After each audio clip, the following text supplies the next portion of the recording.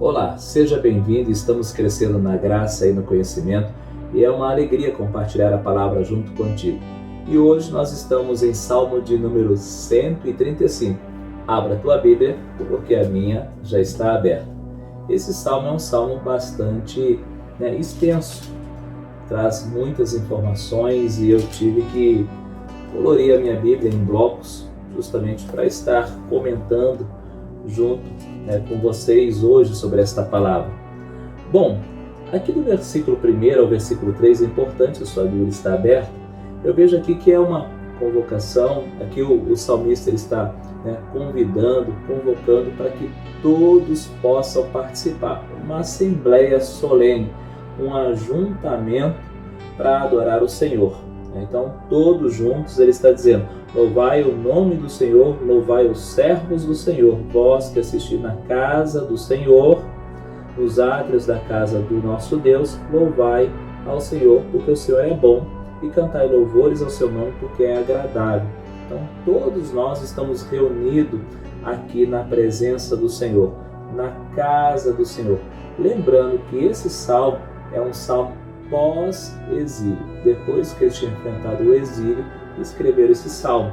Então agora você precisa olhar nessa ótica, porque você vai ver que eles valorizando, se empenhando em adorar o Senhor, porque aprenderam isso nas duras provas que enfrentaram lá no exílio. Quando eles tinham toda a liberdade, não fizeram.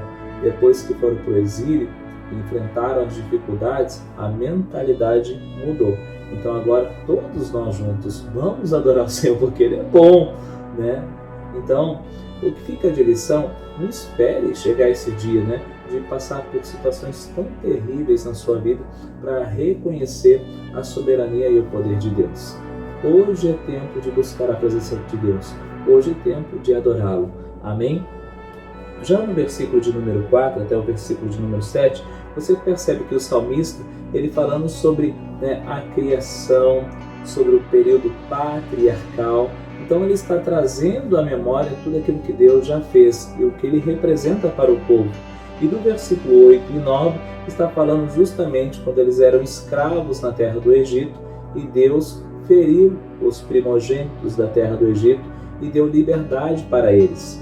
E do versículo 10 ao 12 está falando justamente da entrada deles na terra da promessa. Mas antes de entrar lá nas campinas, nas margens do Rio Jordão, quando eles venceram Og e Seom, quando eles venceram esses reis, quando eles dominaram esse lugar e Deus deu vitória, então já nas margens do Rio Jordão, quando eles estavam prontos para atravessar e encontrar com Jericó. E aqui o salmista então vai descrevendo, já no versículo de número 13, olha só: o teu nome, Senhor, subsiste para sempre, a tua memória, Senhor, passará de geração em geração.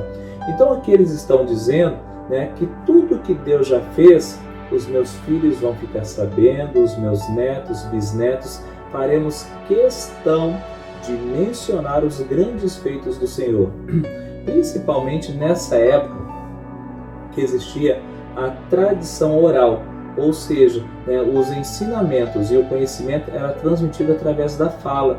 Então você tinha que sempre estar falando, quando levantava, quando ia almoçar, quando estava trabalhando, quando ia deitar, você precisava estar falando de tudo aquilo que Deus já fez, de tudo que Ele deixou como fundamento para que ficasse para outras gerações. Então eles iam manter essa memória viva. Já no versículo 14, pois o Senhor julga o seu povo e se compadece dos seus servos. Está falando que nós servimos um Deus misericordioso. Glória a Deus, nosso Deus é um Deus misericordioso. Mas preste atenção agora ao versículo 15, porque eu faço questão de ler esses versículos adiante. Os ídolos das nações são prata e ouro, obra das mãos dos homens. Têm boca e não falam, têm olhos e não veem, têm ouvidos e não ouvem, pois não há alento de vida em sua boca. Como eles se tornam os que o fazem e todos os que neles confiam. aqui justamente ele faz essa descrição justamente porque eles viram isso lá no cativeiro, né? Eles estiveram ali 70 anos no cativeiro, né, convivendo com toda essa idolatria. Interessante que antes do cativeiro eles queriam trazer esses deuses e colocar dentro, né, de Jerusalém, dentro das 12 tribos, queriam importar tudo isso. Mas quando agora eles é levado cativo, né, para os outros povos, e lá eles têm contato com toda essa idolatria, eles se decepcionaram, né? Agora que eles saíram do cativeiro, eles não querem mais, tipo assim, nós aprendemos a lição, só existe um Deus, o Deus de Israel. Mas é interessante que fala assim no versículo 18, como eles se tornam os que o fazem e todos os que nele confiam. Então está dizendo que quando você confia numa imagem, você vai se tornar semelhante a ela. Por exemplo, né, deixa eu dar um exemplo para você. Tem uma imagem, né, que está com um pires na mão, com 2 olhos, né, com 2 globos oculares. Então, aqueles que, né, se curvam diante dessa imagem se tornarão cegos, porque os olhos estão dentro do pires. Vocês estão me entendendo? É mais ou menos assim. Se tornem semelhante a eles. Misericórdia, né? Eu prefiro ficar semelhante ao meu Deus. Eu prefiro, né, ficar semelhante ao meu Criador. Por isso que eu adoro, né, esse Deus vivo e poderoso. E Jesus Cristo, nosso Senhor e Salvador. E para finalizar no versículo 19, olha só. Casa de Israel, bendizei ao Senhor. Então está falando ao povo, à nação de Israel. Ei, todos vocês, adorem o Senhor. Casa de Arão, bendiz ao Senhor. Casa de Arão é os sacerdotes. Então todos os sacerdotes adorem o Senhor. Casa de Levi, bendiz ao Senhor. Por que casa de Levi? Porque eram aqueles que estavam servindo dentro do templo. Então, adorem o Senhor.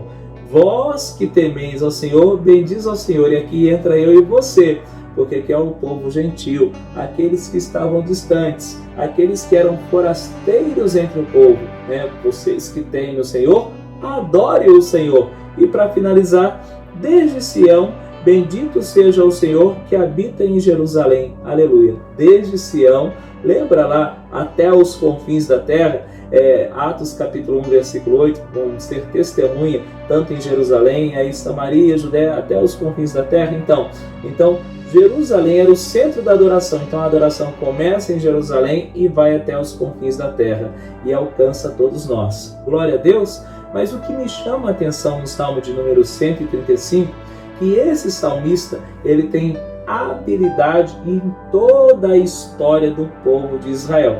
Por isso que é importante você conhecer Bíblia. Às vezes você lê a Bíblia de forma muito esporádica, ou de repente, né, o que Deus quer falar comigo hoje? E abre um versículo e não tem uma vida de devocional, não tem assim um estudo mais profundo da palavra de Deus, você não tem essa bagagem, né, justamente para poder meditar e destrinchar, né, a Bíblia de Gênesis a Apocalipse. Então, nós precisamos conhecer Bíblia, né? A palavra do Senhor diz que o meu povo perece por falta de conhecimento. Mas eu tenho certeza que você que está acompanhando esses devocionais, você tem interesse, tem fome de Deus e de conhecimento da palavra. Glória a Deus! Guarde essas palavras no teu coração e que a chama do Espírito Santo de Deus nunca se apague dos vossos corações. Que Deus te abençoe em nome de Jesus.